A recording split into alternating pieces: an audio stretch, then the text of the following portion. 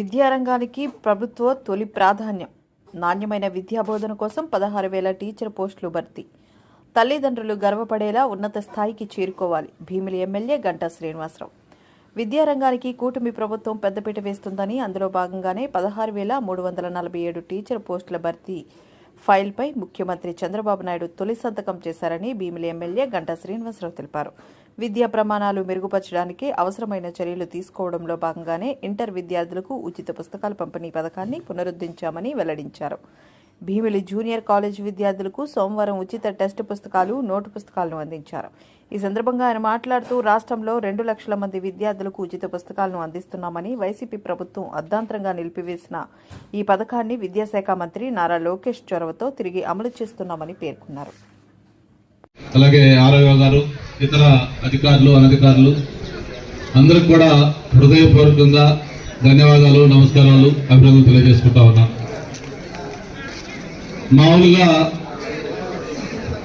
Student లైఫ్లో intermediate అనేది చాలా కీలకమైన దశ. అది మీరు భవిష్యత్తులో ఏం కావాలి, మీ ఫ్యూచర్ ఎలా ఉండాలనేదానికి నిర్ణయించుకునే సమయం కూడా ఈ ఇంటర్మీడియట్లోనే. అటువంటి ఒక క్రూషియల్ స్టేజ్లో మీరంతా ఉన్నారు. మీరందరూ భవిష్యత్తులో మంచి రెస్పాన్సిబుల్ సిటిజన్స్గా కావాలి. మీరు పెట్టుకున్న టార్గెట్ అది అకాడమిక్గా ముందుకెళ్తారా, లేదు గేమ్స్ స్పోర్ట్స్లో వెళ్తారా, లేదు అదర్ కల్చరల్ యాక్టివిటీస్లో వెళ్తారా, ఏ ఫీల్డ్ ఎంచుకుంటారో అటువంటి మీరు ఎంచుకున్న ఫీల్డ్లో మీరు ఎక్సెల్ కావాలి. మీరు అనుకున్న గోల్ రీచ్ కావాలి. ఆ గోల్ రీచ్ కావాలంటే నేను మీ అందరూ కూడా యాజ్ ఒక ఎల్డర్లీ పర్సన్గా చెప్పేది ఒకటి, సక్సెస్కి షార్ట్ కట్స్ లేవు. నేను కూడా ఒక మామూలు విలేజ్ నుంచి వ్యక్తిని. నాకు డిగ్రీ అయిపోయిన తర్వాత నేను ఇక్కడ ఆంధ్ర యూనివర్సిటీలో లా చేసుకున్న తర్వాత మరి నేను ఈరోజు ఇప్పుడే మన ప్రిన్సిపల్ గారు చెప్పినట్టుగా 6 సార్లు వరుసగా ప్రజాప్రతినిధి గెలుస్తూ వచ్చున్నాను. ఇవన్నీ కూడా ఎలా వచ్చినాయంటే ఊరికే ఏదో షార్ట్ కట్స్ అలా రావు. నేను మిమ్మల్ని అనేది ఒకటే, మీరు ఏదైతే మీరు టార్గెట్ పెట్టుకుంటారో లైఫ్లో,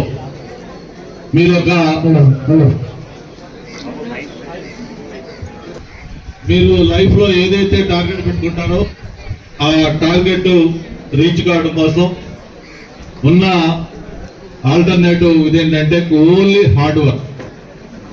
ఆ హార్డ్ వర్క్ అనేది మీరు ఒక ప్లాన్ ప్రకారం ఒక కోచింగ్ గైడెన్స్ తీసుకొని మీరు హార్డ్ వర్క్ చేస్తే తప్పకుండా మీరు ఆ టార్గెట్ అనేది రీచ్ అవుతారు. అందుకే మనకి పూజ్య బాపూజీ గాంధీ గారు ఎప్పుడు చెప్తారు, కృషిని ఆయుధం అయితే విజయం నీకు బానిస అవుతుందని చెప్పారు. అంటే ఎప్పుడైతే మీరు హార్డ్ వర్క్ మీరు చేయాలనేది ఒక టార్గెట్ గా తీసుకుంటారో మీరు ఎంచుకున్న పులుల సంఖ్య పెంచే దిశగా సంరక్షణ ప్రణాళికలు సిద్ధం చేయండి. టైగర్ రిజర్వ్ పరిధిలో పులుల సంరక్షణకి ప్రత్యేక చర్యలు. పులుల వేట, స్మగ్లింగ్పై కఠినంగా వ్యవహరిస్తాం. పులుల్ని కాపాడితే అవే అడవుల్ని రక్షిస్తాయి. పచ్చదనం పెరిగితే పర్యావరణ సమతుల్యం ఉంటుంది. మన్ కీ బాత్లో నల్లమలలో టైగర్స్ ట్రాక్టర్స్గా చెంచుల గురించి ప్రధానమంత్రి శ్రీ మోడీ గారు ప్రస్తావించడం సంతోషకరం. వసుదైక కుటుంబంలో వన్యప్రాణులు భాగమే. అటవీ శాఖలో ఉద్యోగుల కొరత, సమస్యల పరిష్కారానికి చర్యలు.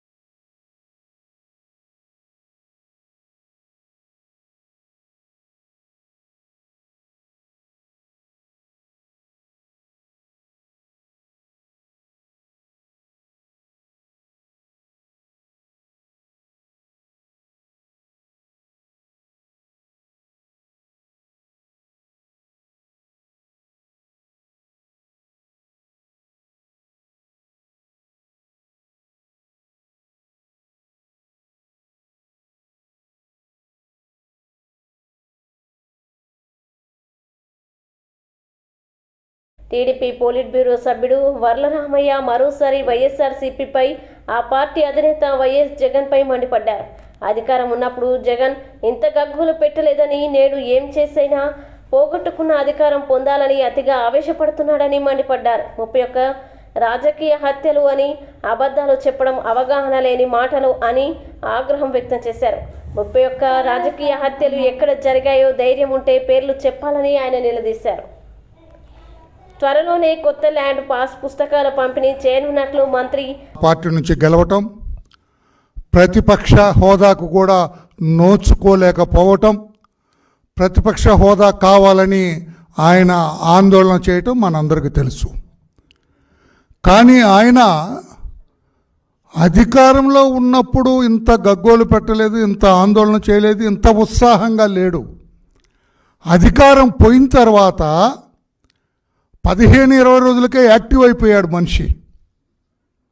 ఏదో ఒకటి చేయాలి, అధికారం సంపాదించుకోవాలనుకుంటున్నాడు. రాజ్యాంగం పట్ల ఆట్టే అవగాహన లేకపోవటం వల్ల ఏదైనా చేసైనా, ఇది అండర్లైన్ చేయాలి మనం, ఏది చేసైనా మరలా నేను పోగొట్టుకున్న అధికారాన్ని మరలా పొందాలని అతిగా ఆవేశపడుతున్నారు జగన్మోహన్ రెడ్డి గారు. అతిగా ఆవేశపడే వాళ్ళకి ఏం దక్కుతుంది? ఏమీ దక్కదు. దానికోసం ఎన్ని అబద్ధాలు ఆడటానికైనా సిద్ధపడ్డాడు ఆయన.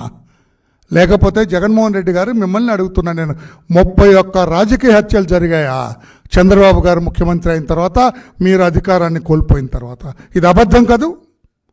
మీరు గుండె మీద చేసుకోండి. 31 రాజకీయ హత్యలు జరిగాయండి. What is this non sense your talking? అవగాహన లేని మాటలు కదా మీవి. నేను ఛాలెంజ్ చేస్తున్నా మిమ్మల్ని. బెంగళూరులో ఉన్నారు, అక్కడికి వినపడుతుంది నా మాట. ఈ 31 మంది ఎవరు చనిపోయింది పేర్లు చెప్పండి ధైర్యం ఉంటే.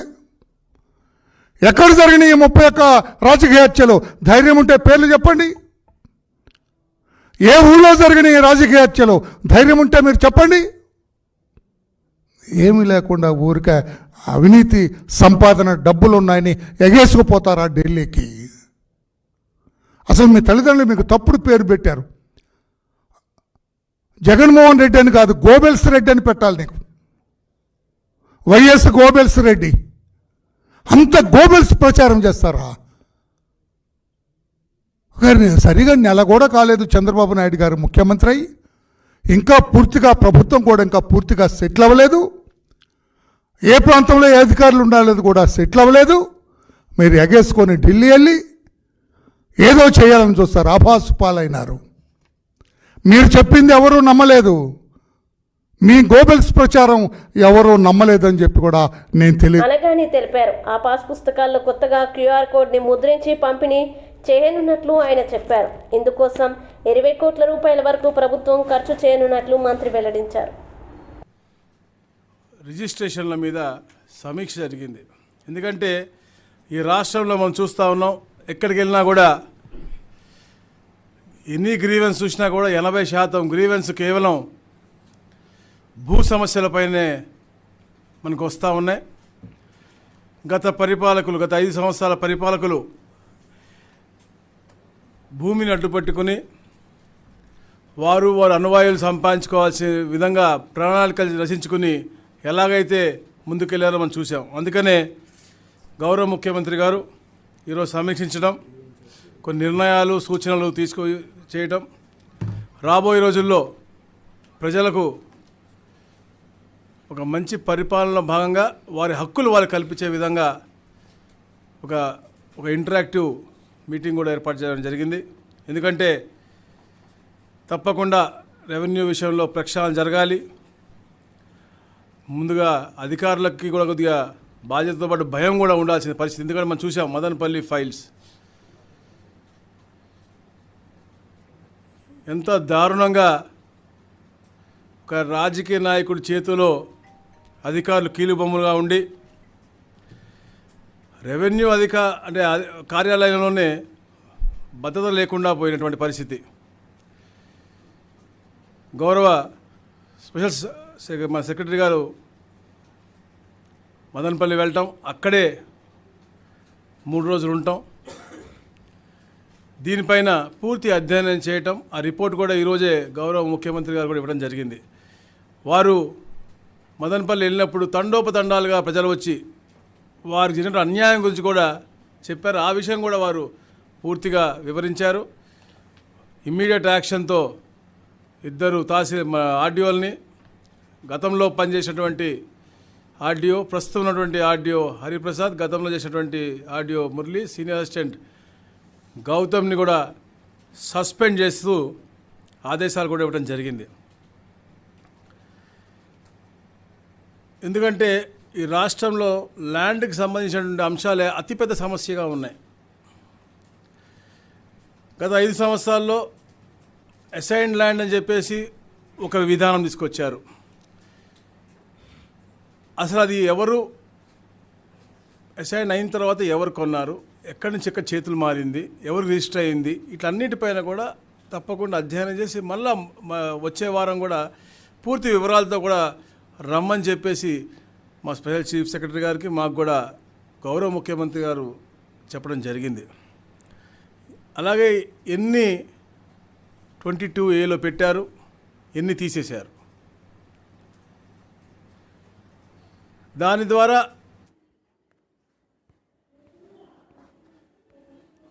బొత్స రాజకీయాల నుంచి తప్పుకుంటే మంచిదని తెలుగుదేశం పార్టీ జిల్లా అధ్యక్షులు గడ్డి బాబ్జీ అన్నారు. సోమవారం జిల్లా తెలుగుదేశం పార్టీ కార్యాలయంలో జరిగిన విలేకరుల సమావేశంలో ఆయన మాట్లాడుతూ, మాజీ మంత్రి బొత్స మాట్లాడిన మాటలు ఎవరికీ అర్థం కావు, జగన్ తమ మాట వినడం లేదని స్వయాన బొత్స చెబుతున్నారని అన్నారు. బొత్స ఉపాధ్యాయుల బదిలీలో కొన్ని కోట్ల రూపాయలు వసూలు చేశారు. పీఎల్ను పెట్టి ఉపాధ్యాయుల నుంచి డబ్బులు వసూలు చేసిన బొత్స ఇప్పుడు నీతి కబుర్లు చెబుతున్నారని ఎద్దేవా చేశారు. ఉపాధ్యాయుల నుంచి వసూలు చేసిన డబ్బులు వెంటనే తిరిగిచ్చేయాలని డిమాండ్ చేశారు. బొత్స గతంలో మున్సిపల్ మంత్రిగా ఉన్న సమయంలో టీడీఆర్ల కుంభకోణాలకు పాల్పడ్డారని ఆరోపించారు.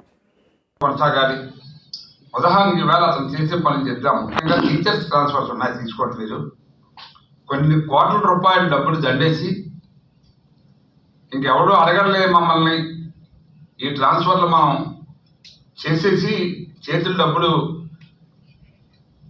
నిండా డబ్బులు తీసుకొని మళ్ళీ మనమే ప్రభుత్వానికి వస్తామనే మొండి ధైర్యంతో కొన్ని వేల మంది టీచర్స్ దగ్గర డబ్బులు వసూలు చేసి కొన్ని కోట్ల రూపాయలు వేల జీవితాలతో ఆడుకున్నారు. మరి ఏమైనా సిగ్గు ఎగ్గు లేకుండా వాళ్ళ పిఏలను పెట్టి ఇతర బ్రోకర్లను పెట్టి ఆ డబ్బులు కలెక్ట్ చేసి ఇవాళ ఏవో తగుదనమ్మా నీతి కబుర్లు చెప్పడం అనేది ఎంత నీచమైన పనో మరి ఆయన ఒక పెద్ద మనిషిగా ఆయనకు అర్థం కావట్లేదు.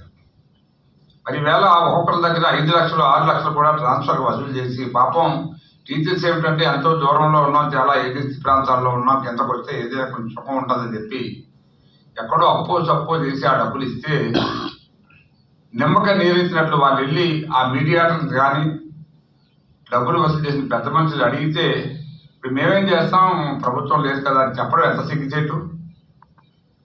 నిజంగా నీకు సిగ్గు ఎక్కువ ఉంటే అటువంటి అమాయకుల దగ్గర తీసుకున్న డబ్బులన్నీ కూడా రిటర్న్ చేయాలి వెంటనే. ప్రభుత్వం వస్తుందని చెప్పి మళ్ళీ కూడా కలెక్ట్ చేయడం అనేది ఎంత మూర్ఖత్వమో ఎప్పుడు కూడా అర్థం కాదు. ఆయన చేసిన పనులు అన్నీ నీకు ఆ ప్రభుత్వంలో ఉన్నప్పుడు, మరి మున్సిపల్ మంత్రిగా పనిచేసినప్పుడు టీడీఆర్లో కుంభకోణం, మరి ఏదైతే ఎంఈవి బిల్డర్స్ ఉన్నారో అప్పుడు ఎంపీగా ఉంటూ ఈయన అందరూ కలిపి సుమారు కొన్ని వేల కోట్ల రూపాయలు టీడీఆర్లు, విజయసాయిరెడ్డి వీరందరూ కలిపి ఈ టీడీఆర్లు కొట్టేశారు. కొన్ని ఇంకా కొట్టడానికి ప్రయత్నం చేస్తే ప్రజలు ఈ తీర్పు వల్ల, సరైన తీర్పు వలన అవి ఆగాయి. మేము కోరుతున్నాం ప్రభుత్వాన్ని, ఏదైతే ఈ వ్యవహారాలు, ఈ భూముల వ్యవహారాలు ఉన్నాయో వీటన్నిటి మీద ఎంక్వైరీ చేసి, ఈ టీడీఆర్ల మీద కూడా ఎంక్వైరీ చేసి విచారణ జరిపి చర్య తీసుకోవాలి. అలా పెద్ద మనిషి మనం ఏదో షిఫ్ట్ వేసామని చెప్తున్నాడు. మనం షిఫ్ట్ వేసాం, సరే తెలుగుదేశం పార్టీ అధికారంలో ఉన్నప్పుడు షిఫ్ట్ వేసింది కొంతమంది